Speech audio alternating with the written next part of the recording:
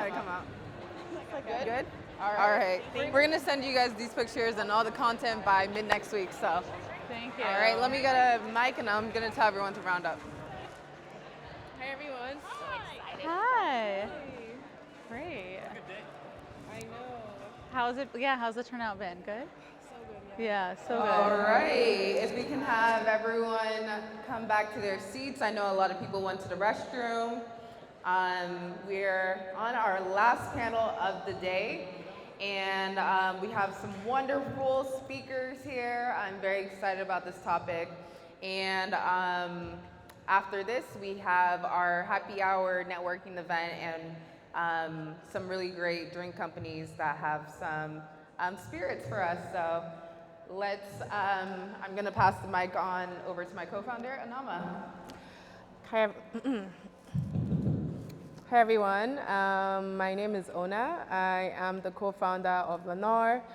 And LANOR is also the organizer of Porte as well. And today has been such a fantastic day. And it feels really awesome closing today with such a fundamental topic to brands and also retailers. So I'm going to let our panelists intro themselves, starting from Ben.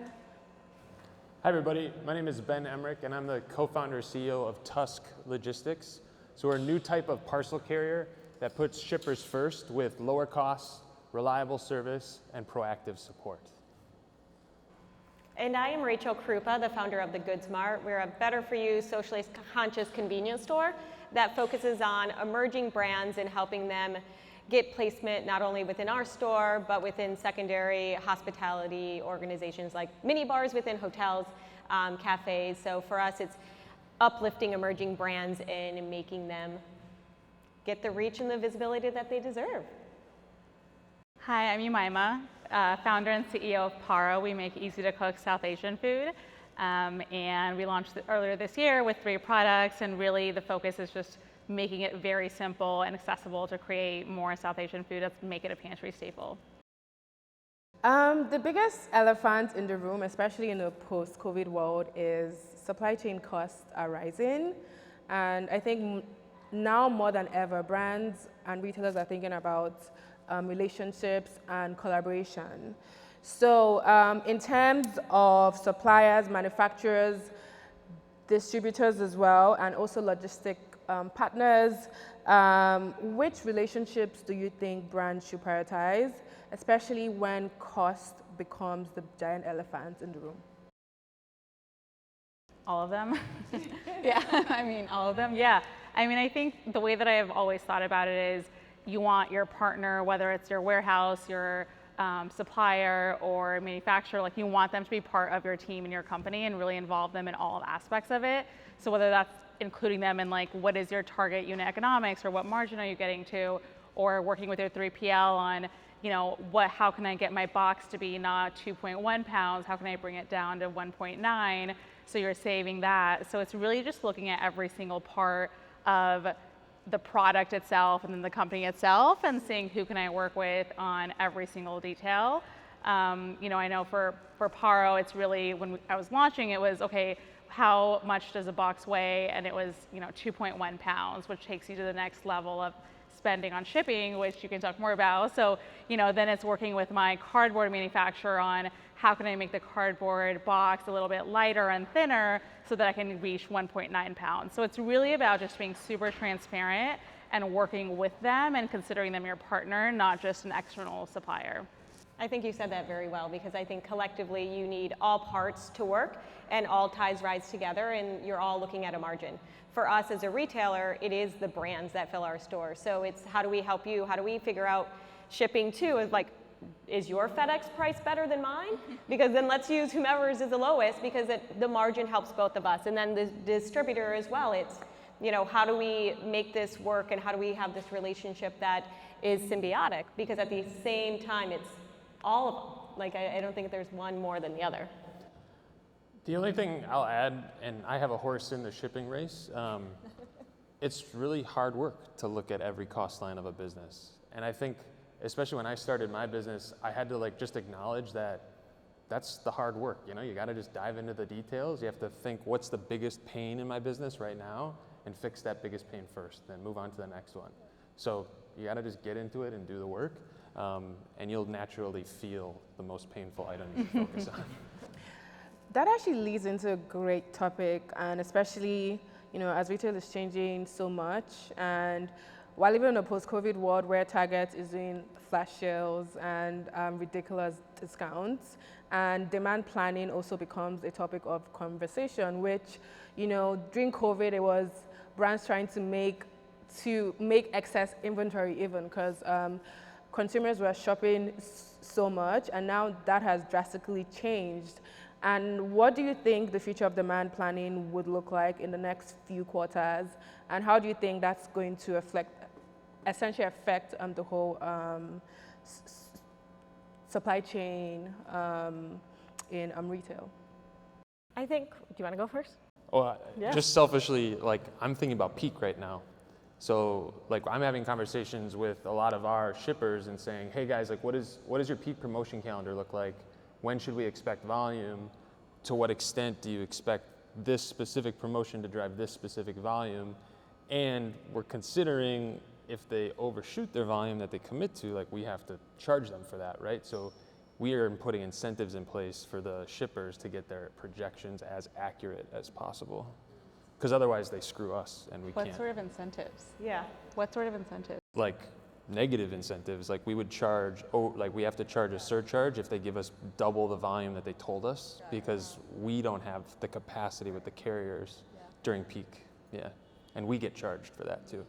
That's actually interesting and leads into what are the peak times you have seen in terms of when brands are dealing with excess inventory that they have to offload? That's a better question for you guys. I mean, I think for us, demand planning is like completely different from a retailer perspective because we look at three things. We look at seasonality. Right now, slushies are crushing it because it's hot out, but in February, we're not doing the same type of sales.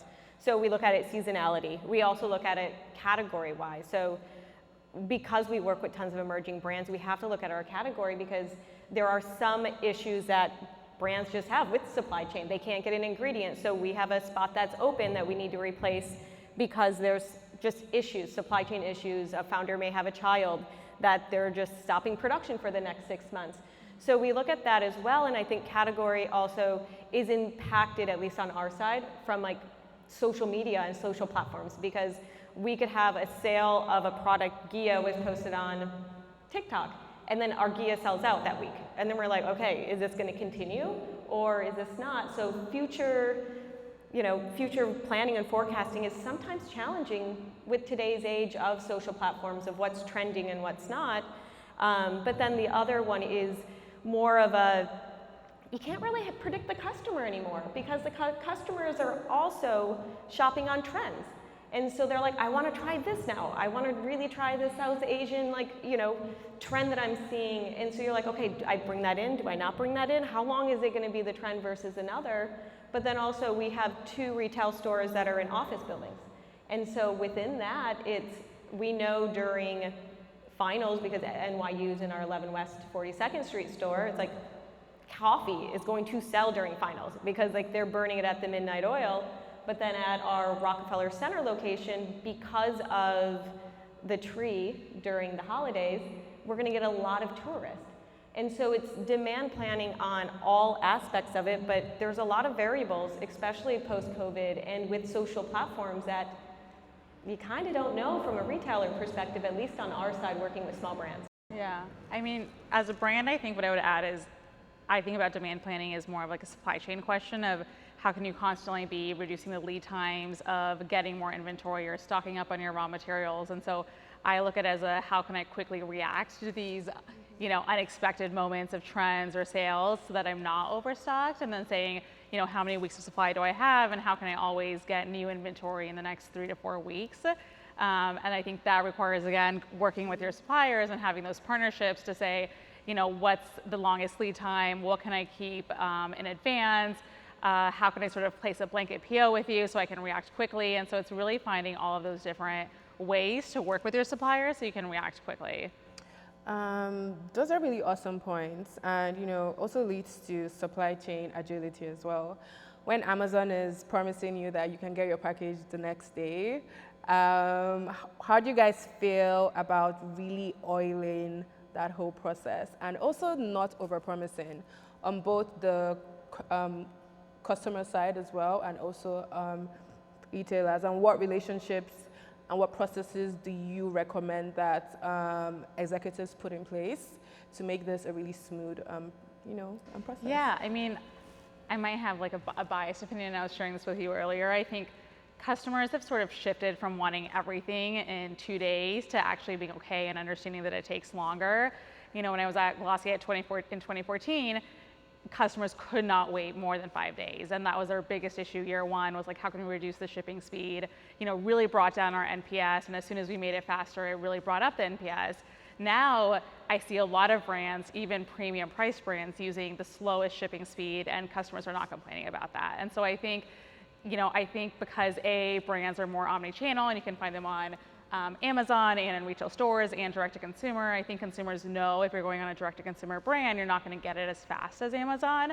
So I think they're becoming a little bit more educated. And I know, specifically for me as a brand, I'm not focusing on shipping speed. And, for me, I'm looking at the cheapest shipping cost, actually, whether that takes 7 days or 10 days. And I, again, haven't seen a lot of customers sort of being frustrated with that.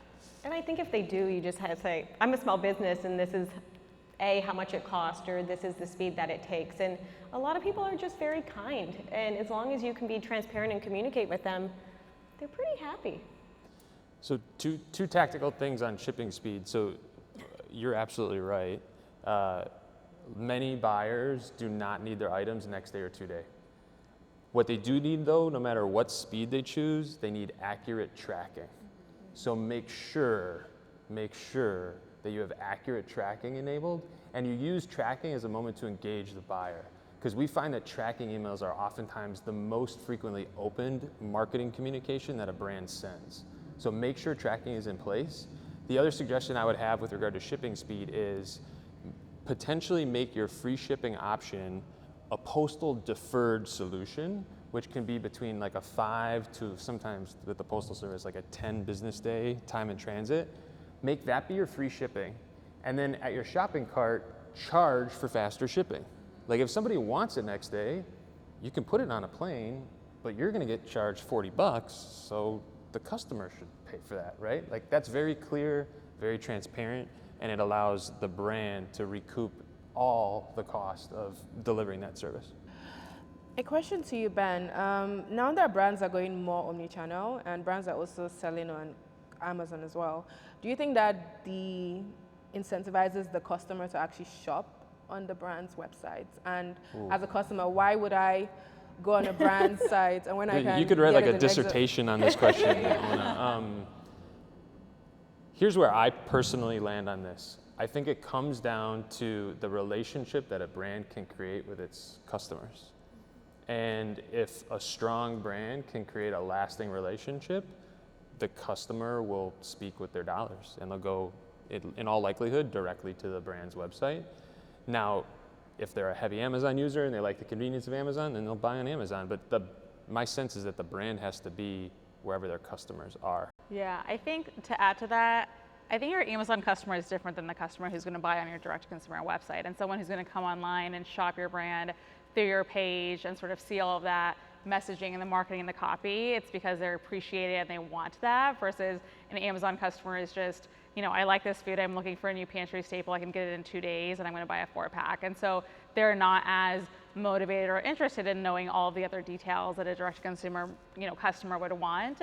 And so I think our customers are different, and I think, even if a customer comes through PARO first and then their repeat purchases are through Amazon, I think that's a really common customer flow that I'm expecting as well, just because they've seen the brand, they know how to use the food, they like the product, and now they just want to get it in 2 days. And so I think for me, it's about how can I differentiate the direct-to-consumer sort of like unboxing experience, which has also changed a lot over the years, but I still sort of think about, what are the small sort of surprise and delights that I can include in the package to really incentivize them to come back, whether it's a note card or like a free gift with purchase, which right now we're doing fennel seeds. And so it's just thinking through what are those different tactics. This is a very interesting question as well, because the supply chain is huge, and even from the manufacturer down to when you actually deliver to the customer. What does a healthy and diversified supply chain look like? And how are brands exploring, from the factory to the actual customer's hands? And what have you seen are the processes that work that also promises, I'm not saying that fast delivery is bad, but I like to get my product in under a week. So what are the processes you've seen across the industry that promises fast delivery but also doesn't pinch a brand in its pockets? I'm the only brand up here. I guess a couple things come to mind. I think, where your distribution center is located is really important. That's what you're gonna say. I think that, more than ever, a lot of 3PLs out there have multiple different locations, or even if you're using 2 different distribution centers, one for your Amazon and retail and one for your direct to consumer. And so ours is located in Texas, which is pretty central, and I see that it takes the same amount of time to get to New York as it does LA. But Chicago is a great location too. But I think it's about how can you just, have your inventory close to your biggest customer bases. I'd say that's number one. And then the second thing I'd say is, even from a supplier perspective, I'm always thinking about dual sourcing. So, I never want to be in a position where I'm getting all of my inventory from one supplier in case something happens, which we saw a lot of during COVID. So it's always thinking through, if I'm getting, these materials from the East Coast, I need to now find another supplier who's in the West Coast who can also do that. And so, I'll get there with scale, but I think diversifying your supplier network and always dual sourcing is also very important. Flexibility. Like your open PO idea is a great one. Yeah. Because shit happens, and you have to be able to get an inventory component to a building in Texas, and you have to be able to put it on a plane to get it the next day. Like, operational flexibility is key, and doing so while also keeping costs in line, right? You can't pay a ton. Yeah, and I think you can also be honest with some of your suppliers at the same time to be like, hey, this is what I need. Do you have this? So that I can bundle it together and get a better price. So that's also, it's just the honesty of working with suppliers of, this is what I need, this is where I need it at, and why not ask? Mm-hmm. I think what I would add to that is, again, it goes down to those relationships. And I think, I've seen people sort of react to like bad news or delays in like a negative way. And for me, I'm always like, how can I sort of understand what they're going through? So, actually for PARO, our shipment got like lost 3 days before the company launched. And I was like, of course, freaking out. But I, instead of getting upset with the freight provider, it's like, okay, where do you think it is? Is it here or there? Let me call this location, you call this location, and like really bringing them into that and like making it part of the process, and then telling the 3PL, like, here's what happened, and keeping them updated. So I think transparency and communication is like always the number one thing. Speaking of 3PL and freight as well, how are you guys leveraging technology to really ease this process? Can I do a quick poll for the brands in the room? How many people directly fulfill yourself, like out of a warehouse with your own staff? And how many use a 3PL? So like fewer 3PL users. The 3PL relationship is so key. And when you analyze a 3PL, make sure you understand what technology they use in their building, so you can ask really meaningful questions to them about, like, hey, what kind of visibility will I get when I request a fennel seed insert for 1 month? What kind of service can you provide when I change SOP? To what extent can you help me get my packaging weight down 2 ounces to meet a different price break? So all of that stuff, when you graduate to a 3PL, if that's a decision you make sure you ask about the tech that they have and the flexibility they have inside of their building. No, I mean, I have something to add, but more from a retailer side. I think from a freight perspective, I don't know if there's like the best technology right now in terms of tracking domestic shipments. I still find that very difficult. Freight is palletized freight. It can either go LTL, less than truckload, or FTL, full truckload. Full truckload is easier to track. Yes. Yeah. LTL is a black hole of shitty abyss. You have no idea where it is. You have no idea where it is. Like, we've recently lost some pallet. Like, it's just horrible. Yeah. Yeah. It's really hard. Like we've actually put RFID It is. tags on pallets to try and I know, I want to put air tags, tags yeah, in yeah, mine. yeah. Oh, wow. It's hard. It's really Yeah, hard. yeah, and I think that, you know, from a technology perspective, there's maybe more tracking internationally. Like I see a lot more technology and tech stacks that have come to track shipments from China to the US or Italy to the US, and I think domestically, you know, quite frankly, I've been doing this for 10 years and I still haven't found a solution actually for domestic freight shipments, and it's just, I don't think it's there yet. There's just not a full boat Yeah. solution yet. Yeah. And I think you have to do it when you're ready. I mean, from a retailer perspective, we do a lot of direct purchasing. Like the brands in our store are direct. It's just like, okay, we're buying from you today, buying from someone else. We have a very complicated system, but at the same time, it's working with like the founders and like their sales team to be like, are you ready for a distributor yet? And let us help you then find this distributor, or help you find whether it's an old school Rainforest or Dora's from like a New York perspective, or it's more of a new age of Fair or Odeco. So that you're able to help them, and that's what I believe also from like a retailer perspective, is having some knowledge of their supply chain and having knowledge of like what they're doing and how you can be helpful, so that you also can reap in the benefits of a better margin. But also technology at the same time, do it when you're ready, because like a good Google sheet also is very effective. Takes you a very long way. Wow, I did not know that you had to put air tags. Oh, I don't do that, but I want to. So- Put air tags in my, but can you? Well, yes, you can. Oh. We've actually looked I at this. have an air tag in After my we car. lost some after we lost some pallets ourselves, we started looking at can it. put- okay. You can, yeah. Oh, We, cool. I'll share more about it Okay, afterwards. great. I have an air tag in my car, so I remember where I parked it, but I don't have it anywhere else.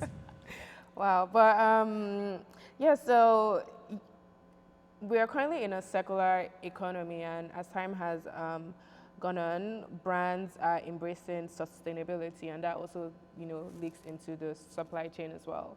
What do you think are intentional ways that the supply chain network can be sustainable and also circular in a way that isn't pretentious but is actually practical? I think it's just hard, because I think sometimes it's based on your brand and where you're at and what everyone wants to be more sustainable. Everyone wants to do the best that they can, but sometimes we're a retailer and we sell a lot of single use items. And so it's hard to then have it from like a singular perspective, but it's like, how much can we do from a sustainability perspective? And then brands on the other side as well, it's what makes the most sense for you ethos-wise from more of like a circular economy side. Yeah, I mean, I'd be curious to hear your take. I think from my perspective, you know, circular logistics doesn't really exist yet, and so the idea of, you know, even if I'm using an aluminum bottle and I'm going to ship it back to the brand, have them. Give you a better mic. Oh. Me? Oh. Yeah. Okay. Now I lost my train of thought. Yeah, so circular logistics. You know, I just was working with a brand that, a body care brand, it has aluminum bottles.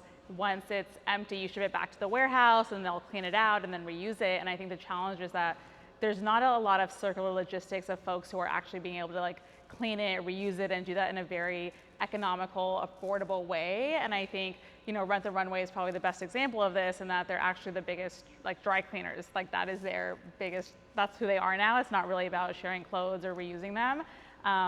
And they had to basically build that themselves, because there's not a lot of facilities or technology or innovation in that regard yet. But I think like we're all having liquid death today. I think it's a great example of someone who has really optimized in sustainability by looking at a product that, you know, a soda can already exists. How can I use that same packaging and sort of use what has worked in the soda industry and apply it to a different product? To be quite honest, sustainability is not a focus for us. We rely on regional parcel carriers as the backbone of our network. They have some natural sustainability benefits. For example, parcels are sorted less often, which means that they're touched less, which means there's less buildings involved, so there's sustainable benefit. But, you know, we are a product of the network that we use, and our partners are the folks who make those decisions. So, yeah, it's not a focus for us.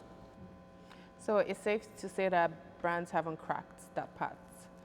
of? I think it's like you make changes in small ways. You know, I think again, like I think back to my Glossier days, like 6 years ago, you spent a lot on that unboxing experience. You had a really beautiful branded box, and you had, you know, a pouch, a sticker, a note card, and so many different materials in there. And now, you know, most brands can just use a plain corrugate box, which is, you know, cheaper and more sustainable. It's 100% recyclable. And so I think we have seen a lot of shifts through that. And it's all about making those small changes, right? And so it's whether you're using, you know, craft paper to protect your product versus the bubble wrap. And so I think it's not going to happen all at once, and certainly not for all brands, but definitely over time. Great. One last question, then we'll go into the audience. What are your top 2 takeaways for each of you, and what do you see supply chain going into the next quarters? By that I mean the top things that folks should look out for that you're predicting. So takeaways for supply chain? Yes. Oh. Always ask for a discount. Always. No, truly. Like, and don't just ask. Like, present a meaningful story to your vendor, like that says like, hey, we're here, now we're here. Our prices have stayed the same. Like, what can you do to make it more sustainable for me? So my advice is to always make the ask. My other advice would be to like stay honest with your partners, stay honest with your customers. Transparency pays, honesty pays, and we've been well served by that. And I think it's the relationships. You have to have the relationships and keep it honest and be able to have just, again, it goes back into everyone part of your system, of your distributor, your retailer, the product, like the shipping, they're all part of your ecosystem. So you have to be considerate of each person within your ecosystem and have a relationship with them, because that's the only way that everyone is gonna make the margins that they want. And I think at the end of the day, it's really looking at the margins. Yeah, I would agree. I think definitely transparency, communication. You know, even when I was working with a retailer, I wanted to reduce the price by $1, and I asked them like, hey, what margin do you need to hit? Like, how can we get there, and working together with them on that. And then I think the second thing is just always being ready to flexible and like to make changes and pivot. And I think, you know, what's working, if this is not working, let's try something else. Like, constantly be looking at your supply chain, your product, who you're working with. Like, that doesn't really ever stop. And you're always sort of resetting it for the stage of business you're at based on what is or is not working. Thank you guys, amazing. And now we'll throw questions back to the audience.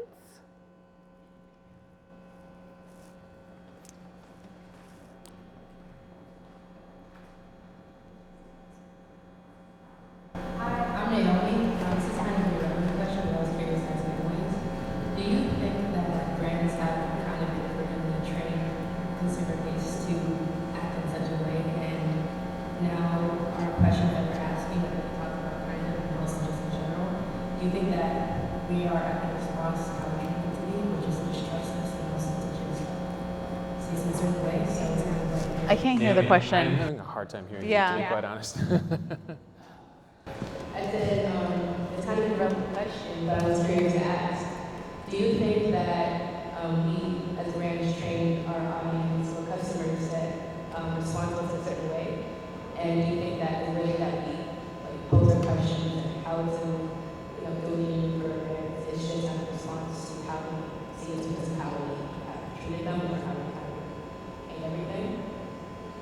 Yeah, my sense on that, Naomi, is that like customers respond to what's presented to them, and my advice to brands would be to test, right? Like, so in my world, it's all about the shopping cart shipping options that people get, right? And I've seen a lot of iterations on one flat shipping rate, free shipping, but then it's like, well, where do you set your free shipping thresholds? Well, that depends on your CAC, and I think it comes down to testing, seeing the results of those tests, and shepherding the customers to where is sustainable for the merchant. Yeah, I'd agree with that. Anyone else?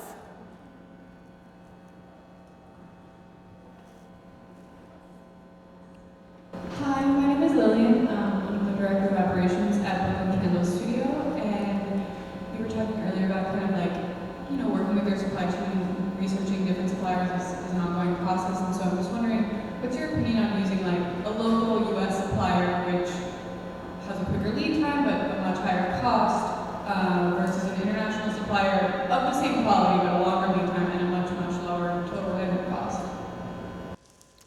Yeah, I mean, I think, first of all, I love Brooklyn Candle Company. So nice to meet you. I have a very specific opinion, and not a lot of people agree with me, but I think when you're small and building your customer base, you want to be domestic and you want to be able to see them, visit them, and I think at a certain scale, yes, you can go internationally, and I think it just depends on what piece of the operation it is. Is it your glass? I think that makes total sense, but then you're getting it in large amounts and you have to factor in the storage cost at your facility or 3PL, or if it's the corrugate boxes that the candles go in, similarly, it's very cheap to get that from China, but how much space and storage does it take? And so I think a lot of times people will look at the unit cost of the item, but not add in the freight, the storage, the pallet, and all of the other pieces. And so I think you have to look at it from, every single part of that cost, how it trickles down, and then sort of decide. And then I think it goes back to the earlier question of not having too much inventory on hand, because that is also a really real thing. And I also think it's part of what's part of your brand. Is it everything is made in the US? Is it everything is domestic? And that's also something you should look at too, which if that is, then that should be transparently talked about on your website of this is why this costs more because of X, Y, and Z. And I think that also goes back into communication, transparency, and why things are. And I think that's where we're in a beautiful place in this world that people are open and they're hungry for that transparency and want to know why things cost. They don't want to fight back of why it costs so much, but it's, oh, I get it. Thank you for that. And you feel good about that too.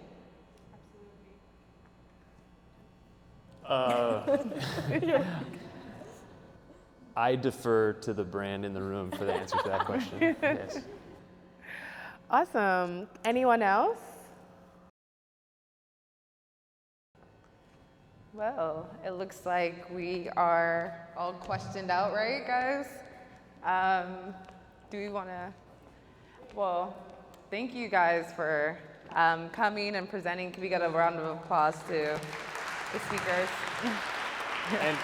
And also, could we also get a round of applause for Ona and Abi and their team for putting on a wonderful event? The last. Yeah. Woo! Thank you, guys.